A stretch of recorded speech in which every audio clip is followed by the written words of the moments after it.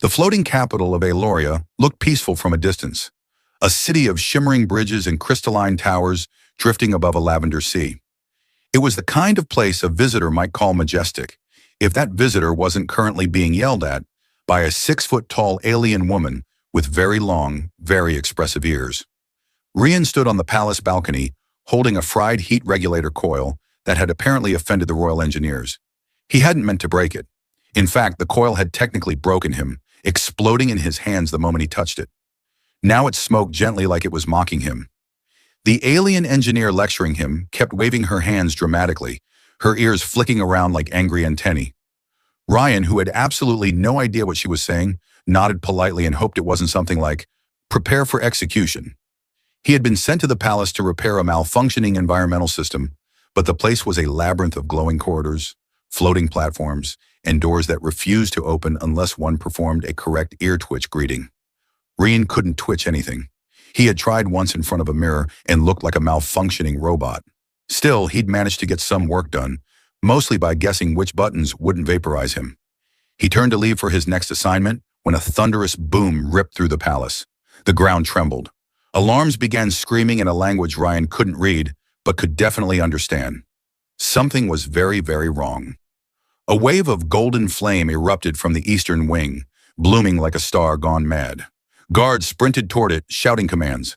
Rian dropped the coil and ran with them, until he realized they had all stopped several meters short of the blaze, staring in horror at the collapsing structure. A guard barked an order he couldn't translate, but the meaning was clear. No one could get through the fire. Ryan looked between them and the inferno. Then came the sound that made his stomach twist. Someone trapped inside was coughing. Someone alive. A guard shouted that the princess's chambers were in that wing, and suddenly everyone's ears shot upward in panic. Rian didn't think. Thinking would have told him to stay put, that diving into unknown alien flames was a terrible idea, that humans were not fireproof no matter how bravely they pretended otherwise. Instead, he sprinted forward while the guards shouted at him to stop. He dimly heard one guard scream, another faint, and someone yell what he was pretty sure translated to, "Is the human suicidal?" The heat hit him like a wall. The fire wasn't normal, golden, swirling with flecks of violet light, almost alive. Sparks zipped past like tiny comets. The air shimmered with strange energy, the scent like burning flowers and hot metal. Crouching low, Ryan pushed his way through collapsed archways, dodging falling beams and trying very hard not to think about how fragile his eyebrows felt. He found her in the inner chamber, lying beneath a fallen support structure. Princess Erilyn. Her long ears, delicate and curved, were singed at the tips. Her pale hair was scattered like strands of silver starlight. She was unconscious but breathing lightly, her expression oddly peaceful, as if unaware that an entire room was attempting to kill her. Ryan braced himself, lifted the beam with a grunt, and pulled her free. She was lighter than he expected, or maybe adrenaline gave him temporary super strength. Either way, he slung her over his shoulder and staggered toward the exit. The flames roared like a living creature trying to swallow them. A ceiling tile burst into molten droplets that sizzled on his sleeve. When he shouted in pain, the princess stirred and murmured something sleepy, as though mildly annoyed the world was on fire. He burst through the burning doorway just as the ceiling collapsed behind them, sending a wave of golden sparks exploding outward. The guards gasped. A few dropped their weapons. One whispered something that sounded like the alien equivalent of, "He's insane." Another muttered, "That's it, I'm quitting." Rian gently lowered the princess to the ground as medics rushed forward. His clothes were scorched, his hair smelled like roasted circuitry, and someone's cloak had partially melted onto him. He tried to wave reassuringly, but his hand was shaking like a cheap hoverbike with a bad stabilizer. Then the courtyard fell silent. A tall figure approached, elegant, commanding, her long ears arched high in sharp focus. Queen Valora. Her gaze swept over the destruction, the guards, and finally Ryan. She studied him as though weighing his soul. A medic whispered to her, pointing at the princess. The queen's expression shifted, surprise, then something deeper. She stepped closer to Ryan, examining the soot on his face, the burns on his jacket, the way his knees looked ready to collapse. Then in a voice that echoed across the courtyard, she declared, "The human has fulfilled the ancient fire bond. He will marry my daughter." Ryan blinked. Once, twice. The guards stared at him in horror. The princess, still half conscious, groaned softly, and Ryan finally managed to speak, though it came out as a confused croak. "Wait, what?" Ryan woke to the sound of something humming beside his ear. For a moment he thought it was a mosquito, until he remembered he was on an alien world and mosquitoes here probably carried laser cannons. He opened his eyes slowly and found a floating medical drone staring at him with a single blinking lens. It beeped cheerfully, scanned his face, and announced something in Elorian that sounded suspiciously like, "Patient is structurally intact, but aesthetically questionable." He sat up too fast and regretted it instantly. His muscles protested, and his brain reminded him he had sprinted through a supernatural fire like an idiot. The drone nudged a cup toward him and made a firm beep that clearly meant drink. The liquid tasted like mint mixed with electricity. His tongue buzzed pleasantly. When he tried to stand, two guards immediately blocked his way. Both had long, perfectly combed ears, standing tall, like stiff antennas. One raised her hand and said, "By the Queen's order, you are not to flee." Ryan rubbed his eyes. "I'm not fleeing. I'm just trying to find the bathroom."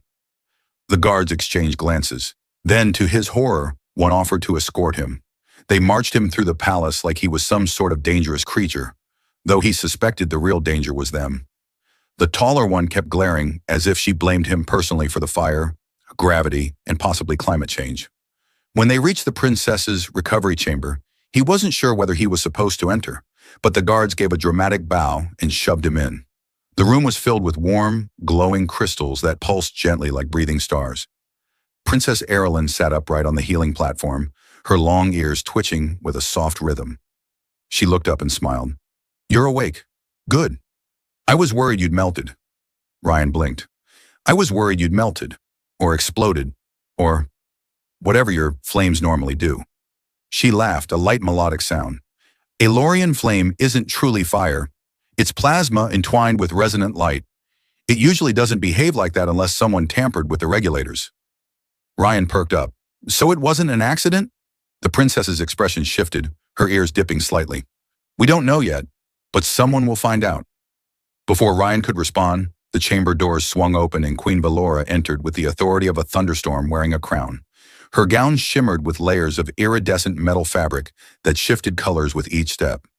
Ryan threw himself into the politest stance he could manage, which probably looked like a collapsing cardboard robot. The queen approached him slowly, studying him up and down. "Human Ryan, you carried my daughter from the inferno with no hesitation. This confirms the prophecy." Ryan swallowed. "About marriage." "Right." The princess made a small, strangled noise. "Mother, perhaps we should not—" The queen raised a hand. "Destiny has spoken. The ancient fire bond cannot be ignored." Her voice resonated through the chamber, making one of the crystals flicker nervously. Ryan held up both hands. "Your Majesty, I need to clarify something. On my planet, if you save someone from a fire, you get a medal, a handshake, maybe a fruit basket. You do not get forced into a royal marriage." The queen's eyes narrowed slightly as if reconsidering the fruit basket idea. "Elorians honor heroism with unity. Our traditions are sacred." Erilyn sighed, covering her face with both hands. Her ears drooped like exhausted wings. "Mother, we cannot simply announce a marriage without letting him breathe." "I am letting him breathe," the queen replied. "If I were not, he would be unconscious." Ryan considered this and decided not to test her statement. A healer entered, bowed, and handed Erilyn a crystalline device. She activated it with a gentle tap, projecting a hologram of the destroyed wing. The collapsed beams, melted framework, and violet gold residue shimmered in the air. Ryan felt a chill. That wasn't just a fire. That looks like sabotage." Erilyn nodded. "Someone overrode the safety seals. Someone wanted me trapped." The queen's expression darkened, her ears rising sharply. "Then we shall uncover the traitor, and you, human, will remain in the palace for your protection." Ryan frowned. "Protection from what?" The queen replied without missing a beat. "From those who may object to the marriage." He groaned. "I'm starting to think the fire was the easy part." Erilyn's lips curved into a soft smile. "You saved my life, and if my mother insists on destiny, we will take things slowly, very slowly. Slower than the growth rate of a glacier." He let out a breath he didn't realize he was holding. "Good, I like glaciers." She laughed again, and something warm flickered between them. Her ears rose slightly, an Elorian sign of genuine affection, he realized. The queen, however, remained unconvinced that slow was a real concept. She clapped her hands sharply, summoning a small army of attendants. "Prepare the human. He must begin cultural lessons immediately. If he is to marry into the royal line, he must learn our traditions. Ryan looked at Erilyn in panic. Lessons? About what? The princess tried not to laugh. Etiquette, history, ear communication, and the traditional bonding dance. Rian paled. Bonding dance? She leaned closer and whispered. It involves very fast ear movements. He stared at her. I can't even wiggle my eyebrows properly. Erilyn grinned. Then this is going to be entertaining. The queen raised her voice again, regal and unstoppable. Human Ryan, your destiny begins now. Rian sighed, resigned. I should have stayed in the fire. Ryan's new life as a protected guest who is absolutely not a prisoner but definitely cannot leave under any circumstances began with a wardrobe malfunction. Specifically, he was given ceremonial Elorian training robes, thin flowing fabric with glowing embroidery that shifted color according to the wearer's emotional state. This meant that every time he panicked, which was often, the outfit lit up in bright neon yellow like a malfunctioning traffic sign. The palace attendants whispered behind him, probably saying something like, Look, the human is anxious again. Shocking. He was marched into the Grand Hall of Harmonious Instruction, a name far too peaceful for a place run by 3 stern scholars who appeared personally offended by his existence. Each of them had long ears that drooped with disappointment every time he breathed incorrectly. The eldest instructor, Master Valor, handed him a scroll the size of a small refrigerator and announced, This contains the basic etiquette expected of a royal consort. Ryan unwound the scroll and watched it roll across the floor, down the hallway, and into a decorative fountain. This is basic? Master Valor sighed dramatically, his ears sagging. You saved a princess. You must at least pretend to have grace. Their first lesson was about greetings. Elorians communicated respect through precise ear movements, tilts, angles, tremors, micro-twitches. Ryan, being human and completely earless in the expressive sense, had to mimic their motions with his eyebrows. He stood in front of a mirror trying to raise one eyebrow at a 40-degree angle while tilting his head 17 degrees to the left. Master Valor watched him with an expression that suggested he was witnessing the collapse of civilization.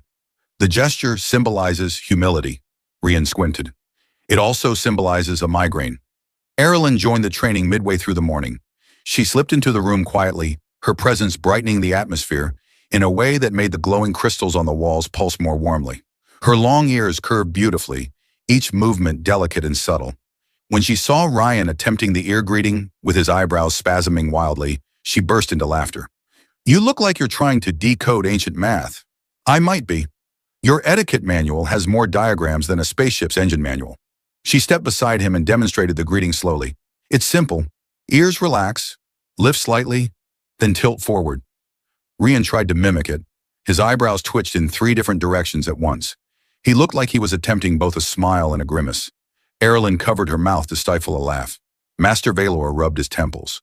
And so, Ryan's cultural education continued, painfully, slowly, disastrously.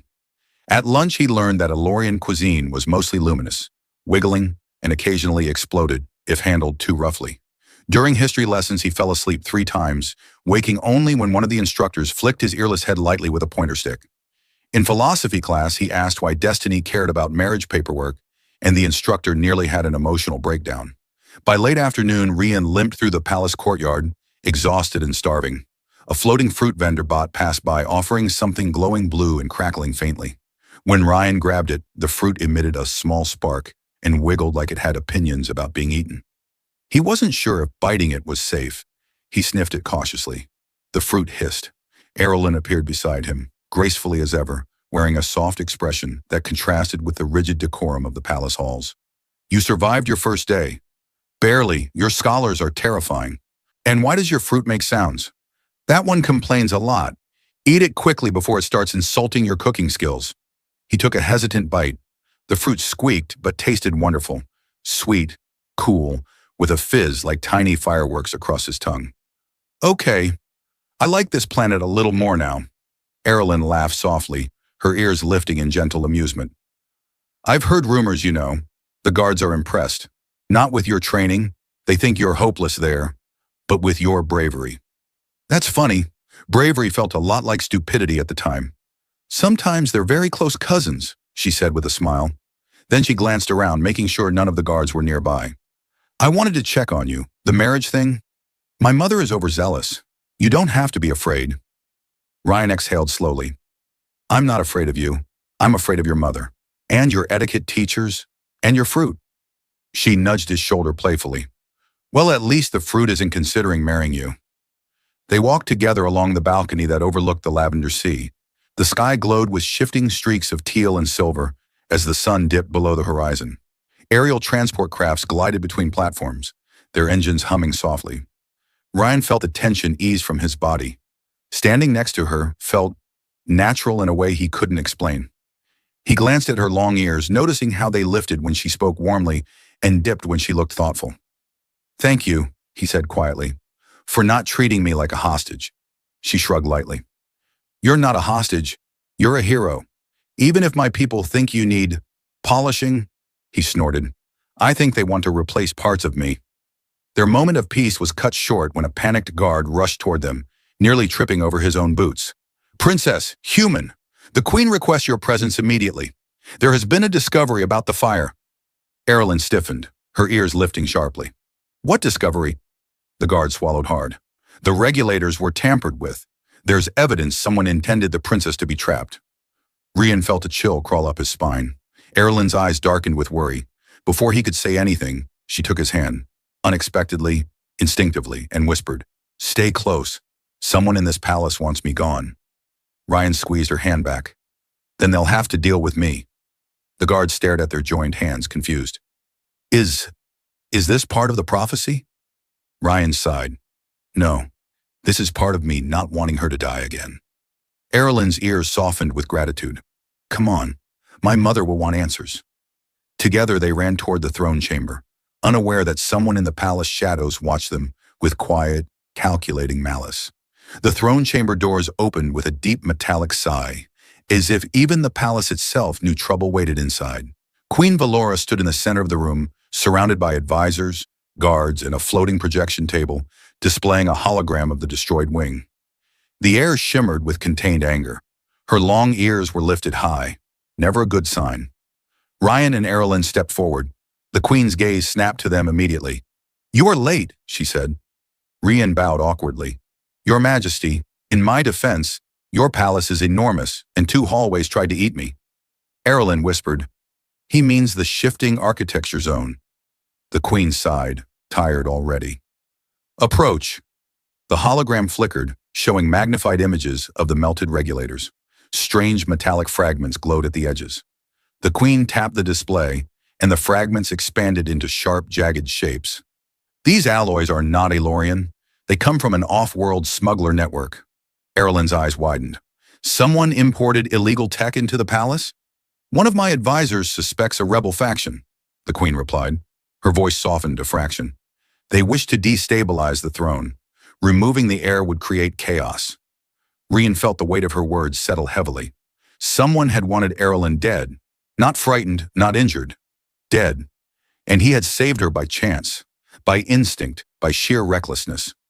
The Queen turned her attention to him. Human Ryan, you know machinery. You work near the regulator that failed. You will assist our investigators. Ryan frowned. Your Majesty, I barely survived walking past that thing the first time. Erilyn stepped forward. Mother, he can't do this alone. I will accompany him. The Queen hesitated. Her ears twitched with conflict. It is dangerous. So is existing at the moment, Erilyn replied. We go together. Rian nodded. And I'm good at running when things explode. I've had practice. The Queen finally relented. Very well. Guards, escort them to the eastern underworks. And do try not to let anything else catch fire. The guards saluted, though one looked dubious, as if fire followed Ryan personally like an affectionate pet. The journey into the underworks began with a descent down a spiraling platform, supported only by glowing gravity anchors. Erilyn moved with regal ease while Ryan clutched the railing like it was the last lifeline in the galaxy. The deeper they went, the louder the hum of machinery became, a rhythmic pulse that echoed through steel and crystal. At the bottom, they stepped into a corridor filled with steam vents, flickering lights and ducts that hissed like irritated snakes. A repair drone hovered by, scanning them. Unauthorized presence detected, it chirped. Erilyn flashed her royal crest. Access granted. The drone stared at her crest, then at Ryan, then at the crest again. Human appears structurally fragile. Recommend caution. Ryan threw his hands up. Why does every machine here insult me? Because you react so entertainingly, Erilyn said with a grin. They reached the damage control chamber where the fire had begun. Burn marks streaked the walls. Ryan crouched to examine the scattered shards of alloy. His fingers brushed the surface. It felt cold. Too cold. Unnatural. This wasn't planted randomly, he murmured. Whoever did this knew exactly how to overload the system. Erilyn looked around. But how did they get inside? This wing is guarded. Before Ryan could answer, a metallic clatter echoed down the hall. Both of them froze. A cleaning drone skittered around the corner, then 3 more, then 6. Their brushes spun wildly as they raced toward the pair, like an army of determined vacuum cleaners. Erilyn blinked. Why are they moving like that? Ryan backed up. I think I triggered a maintenance subroutine. The first drone inspected his boot and beeped angrily. Contamination detected. Commencing aggressive cleansing. Aggressive? Ryan yelped as the drone swarmed. Erilyn grabbed his arm, pulling him down the corridor as the cleaning drones chased them, brushes whirling with murderous enthusiasm. Ryan slipped, recovered, slipped again, and shouted, Why do your cleaning robots want to polish me to death? They take cleanliness very seriously. Erilyn laughed breathlessly. They pushed through a half-open maintenance hatch and slammed it shut just as a drone crashed into the other side. The impact echoed, making Ryan sigh in disbelief. Erilyn leaned against the wall, breathing hard. I think your training robes are triggering them. They think you're a spill. Ryan stared down at his glowing neon yellow outfit. I hate this robe. But their laughter faded when they spotted the newly opened panel behind the machinery. It was small, hidden, and inside was a datapad with encrypted schematics. Ryan picked it up carefully. This is definitely sabotage, and sophisticated. Erilyn's ears curved downward in worry. Someone inside the palace helped them. Footsteps echoed from deeper in the tunnels. Not the frantic whir of cleaning drones. These steps were purposeful, heavy. Someone was coming toward them. Erilyn grabbed his arm, whispering, Stay behind me. Ryan shook his head. Not a chance. We face whoever it is together. The shadows shifted. A figure emerged, cloaked, face hidden, voice cold. You should not have come here, princess. Destiny should have burned you alive. Ryan stepped in front of her despite the tremor in his hands. You'll have to get through me first. The figure laughed softly. Oh, human. That is exactly the plan. And the chamber plunged into total darkness as every light flickered out at once. Darkness swallowed the chamber so completely that Ryan wondered if his eyes had spontaneously retired. The air hummed with unstable energy, and for a heartbeat he could only hear Erilyn's sharp inhale beside him. Then something crackled overhead. Static dancing across exposed wiring like angry fireflies. Ryan whispered, If you can see anything right now, please tell me I'm not about to step on a murder robot. Erilyn squeezed his hand. Stay still. The emergency lights should activate soon. They didn't. Instead, a low metallic groan rippled through the underworks, followed by the cloaked figure's voice drifting through the darkness. You two really shouldn't have interfered. The sabotage was meant to end the royal line, not invite a human to become part of it. Ryan muttered, Great, there go my weekend plans. Erilyn elbowed him gently, even in the pitch black. Focus. A faint light flickered, a pulse of blue from Ryan's chest. He looked down to realize it wasn't him glowing, for once, but the data pad he still held. When he tapped the side, it projected a small hologram that illuminated the room just enough to reveal the saboteur a few steps away. The figure flinched at the light and retreated. Erilyn stepped forward, her voice steady. Why target me? Your rebellion claims to fight for Aloria, yet you try to kill your own princess? The figure hissed. The throne has grown weak. A human joining the royal bloodline? A disgrace to our ancestry. Ryan raised a hand. Hey, I'm standing right here. At least insult me with some creativity. A blaster fired. A burst of violet energy struck the wall inches from Ryan's head. He yelped and dropped the datapad. The hologram sputtered out as the datapad clattered across the floor, plunging them back into near darkness. Erilyn grabbed Ryan's arm. We need cover. They ducked behind a large coolant pipe as another blast tore through the air. The pipe hissed violently, releasing a freezing mist that coated everything in frost. Ryan wiped ice crystals off his hair and whispered, If I die, please tell your mother it was from hypothermia and fear. I'll phrase it delicately, Erilyn replied. The figure moved in the shadows, the faint sound of boots echoing ominously. Erilyn reached for the control panel beside her, typing commands into the dark. Her fingers glowed faintly as she activated her innate resonance. an Alorian ability to sense and manipulate vibrations. The panel responded, flickering weakly. If I can reroute power, the emergency lights might. Ryan heard a metallic snap behind them. Erilyn, incoming! But it wasn't an enemy. It was one of the over-enthusiastic cleaning drones bursting through a wall vent like a deranged mechanical rodent. The drone zoomed toward them, brushes spinning furiously. "Oh, come on!" Rian groaned. "Not now!" The drone scanned them. "Contamination detected. Initiating violent cleansing." Erilyn grabbed Ryan and rolled them aside just as the drone launched a jet of steaming sanitizer that smelled like burning citrus. The saboteur yelled in confusion as the drone redirected its attack toward the nearest unclean surface, which happened to be the saboteur's cloak. The figure shrieked, flailing, swatting at the cleaning drone in a chaotic dance. Erilyn used the distraction to slam her palm onto the control panel. Light burst overhead, dim, flickering, but enough to illuminate the chamber.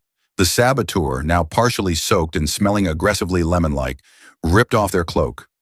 Beneath it was an Alorian guard, one Ryan recognized, a member of the royal security team. Erilyn's voice trembled with betrayal. You swore loyalty to my mother." The guard spat bitterly. "Your mother's rule is blinded by prophecy and tradition. Our people need strength, not myths. Your death would have forced reform." Ryan stepped forward, still wiping sanitizer from his face. "You're insane. You nearly killed an entire wing of the palace." Before the guard could fire again, the cleaning drone rammed into his knees with the violence of a vengeful toaster. The guard fell, dropping his blaster. Ryan lunged, surprising even himself, and kicked the weapon toward Erilyn, who swiftly disassembled it with elegant precision. Guards arrived moments later, summoned by the emergency lights. They tackled the saboteur, securing him in energy restraints. As the underworks calmed, Erilyn leaned against the wall exhausted.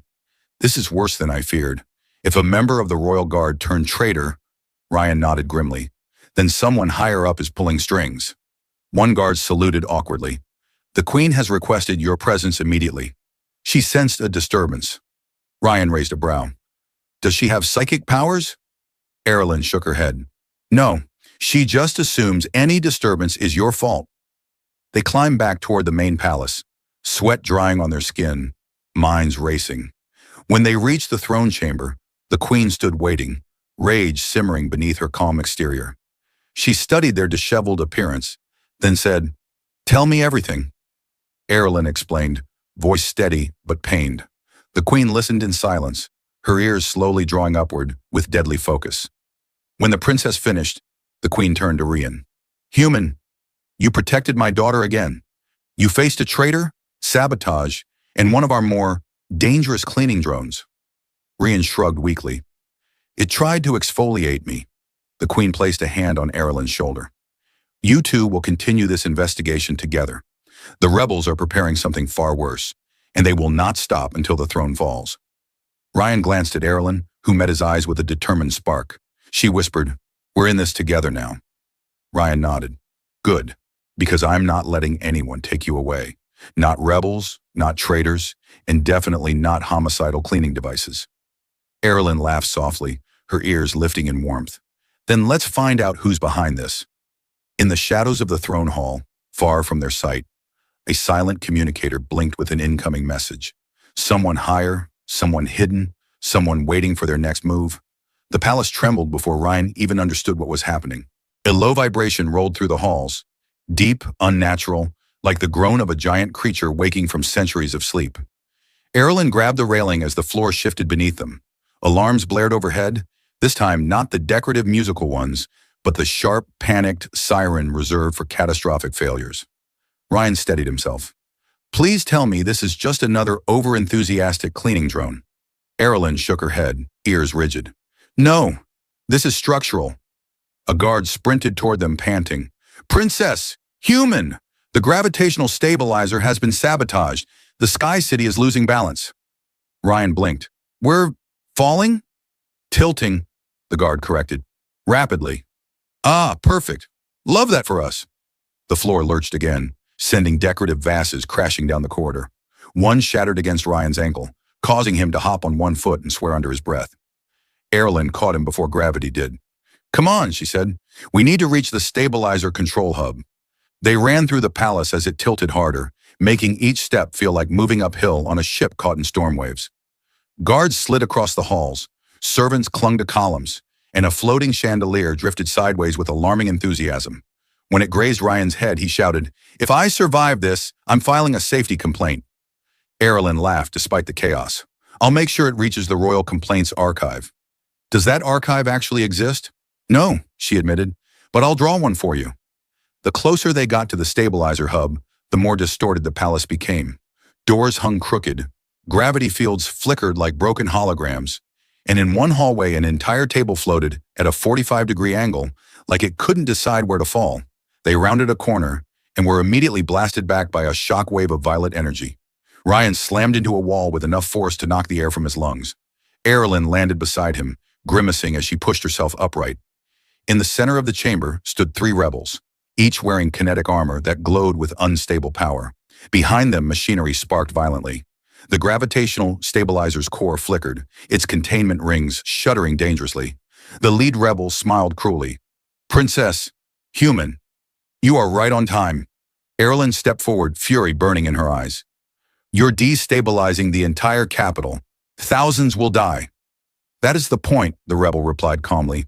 "The old rule must fall, and your miraculous human fiancé won't save you this time." Rian pointed at himself.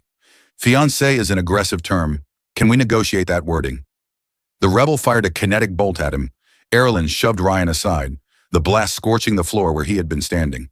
He scrambled behind a damaged console, heart pounding. "Erilyn," he shouted, "please don't get vaporized." "Not planning to," she replied, darting behind a fallen support beam. They split up. Erilyn toward the rebels, Ryan toward the stabilizer. He peered into the exposed machinery and cursed.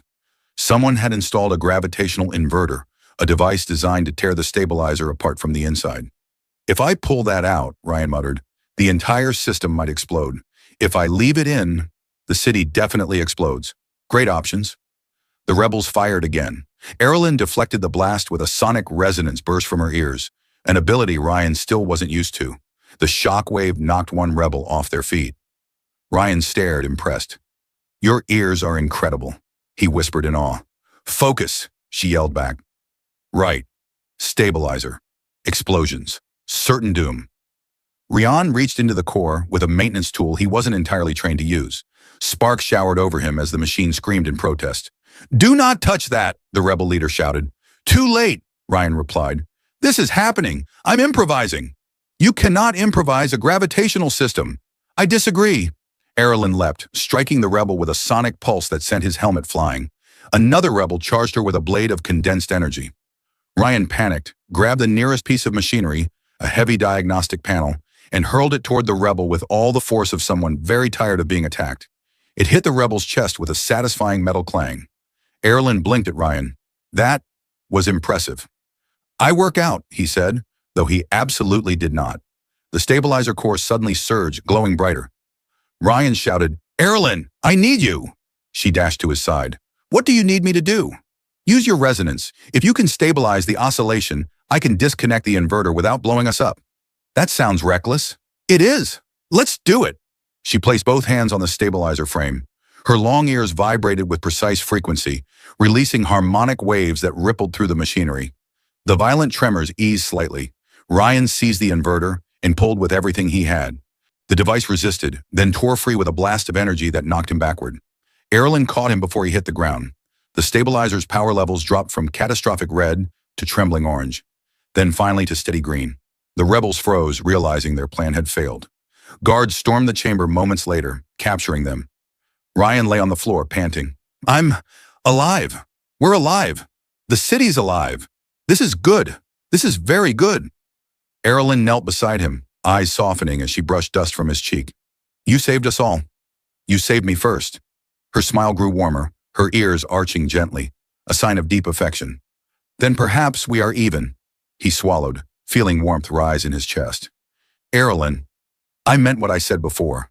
I won't let anything happen to you." She leaned closer, her voice barely a whisper. "And I won't let anything take you from me." They remained like that for a long moment until a guard awkwardly cleared his throat. "Princess, human, the Queen requests your presence." Ryan groaned.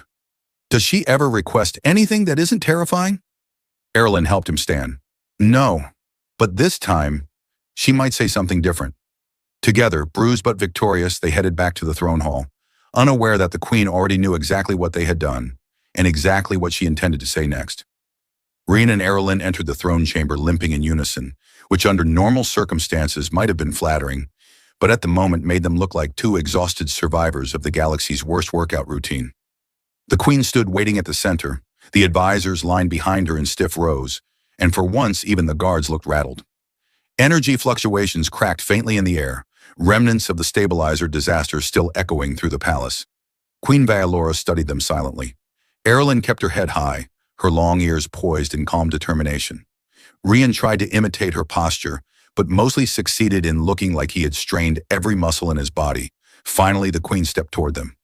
"You saved not only the princess," she said, "but the entire Sky City." Her voice softened, a rare crack in her regal armor.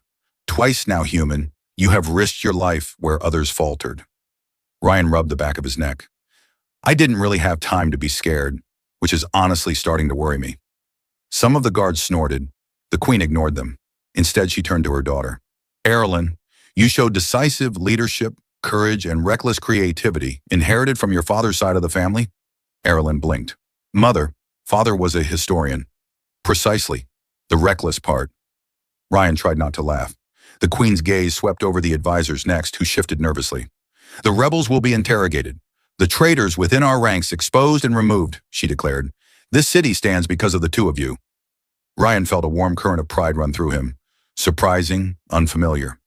He had come to Aloria as a temporary repair technician, and now he stood in the center of a royal hall as someone who mattered, someone trusted, someone who had changed.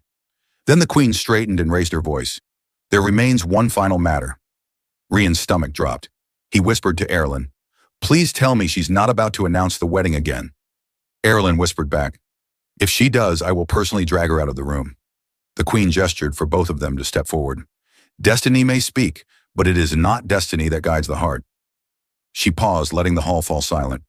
"The fire bond declared you two connected, but today you both proved something more powerful. Choice." Erlen looked stunned. Ryan stopped breathing entirely. The queen continued, "I release the ancient decree. Your union will not be decided by tradition, only by your will." The advisors gasped. The guards' ears twitched wildly. Rian nearly collapsed with relief. Erlen, however, took a small breath, stepped toward Rian, and turned to face him fully. Her long ears rose in a soft, hopeful arc. "Ryan," she said quietly, "everything we've faced, all the fear, chaos, and explosions, I would not change any of it if it meant we went through it together." Rian felt his heart hammering. "Erlen," she offered him her hand, "I do not ask this as a princess, or because of prophecy. I ask as someone who admires you, who trusts you, who cares for you. Would you choose to stay by my side no matter what our worlds expect?" Ryan was not eloquent by nature. He was sweaty, bruised, occasionally singed, and usually panicked. But in that moment, his answer came easier than breathing. "I'd stay," he said softly. "Not because your mother says so, not because some fire bond told us to, because being with you makes this strange, terrifying world feel like home. And I don't want to leave that. Or you." Erlen's ears lifted in radiant joy. The queen nodded once, approving. The hall erupted into applause, loud, messy, chaotic applause. Someone dropped a staff. Someone else began crying for reasons unclear. A cleaning drone zoomed through the air and bumped into Ryan before flashing a blue light that translated roughly to "emotional debris detected." Erlen laughed, wiping her eyes. "Even the drones approve," Ryan groaned. "If they start planning the wedding, I'm running." The queen approached them once more. "You both have chosen wisely, and now, Erlen, you will take your rightful position overseeing the modernization of the Royal Security Network. Rian," she looked at him with a mix of sternness and strange fondness, "you will oversee the engineering partnership with the human delegation, and perhaps teach our staff how not to panic during emergencies." He nodded proudly. "I can definitely teach them how to panic. The not part might take work." Erlen slipped her arm through his, guiding him gently toward the balcony. "Come, there is something you need to see." They stepped onto the high terrace overlooking the lavender sea. The sky shimmered with the soft glow of the city's reinvigorated stabilizers, a calm pulse spreading like a heartbeat across the horizon. Ships glided smoothly, the danger now fully past. Erilyn leaned against the railing beside him. "Everything has changed," she murmured. Ryan nodded. "Including me." He thought about the man who had first arrived on this world, a technician with a toolkit and no sense of direction, a man who feared alien customs, malfunctioning elevators, and getting fired. Now he stood beside a princess, after surviving sabotage, conspiracies, interdimensional fires, and an army of aggressive cleaning drones. "I didn't think I'd be brave enough for any of this," he said quietly. Erilyn took his hand. "You were brave because you cared. That is the rarest kind of courage." They watched as the sky shifted from lavender to deep indigo, stars flickering into view like distant lanterns. The hum of the floating city steadied into a peaceful rhythm. Ryan squeezed her hand, and she leaned her head against his shoulder. No prophecy controlled them now. No forced destiny. Just a choice. One made freely, one made together. The wind brushed past softly, carrying the scent of ozone and distant flowers. Below them, Aloria drifted in perfect balance once more. And for the first time since he had arrived on this strange world, Ryan felt complete. He felt home.